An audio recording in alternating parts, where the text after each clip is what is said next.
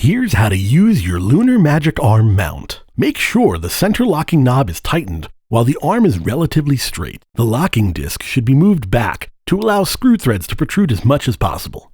Now find the 1/4-20 mount on the bottom of your microphone and carefully screw the magic arm in, being mindful not to cross the threads. Once the arm can go no further, tighten the locking disc towards the mic to prevent it from coming loose from the mount. Use the black knurled adapter and not the gray stem to tighten the microphone mount onto your stand. If the gray stem feels loose, tighten it down as well. There is a rubber ring inside the black knurled adapter. This keeps the mount from loosening. Be sure to tighten the knurled adapter firmly. You'll feel resistance from the rubber inside.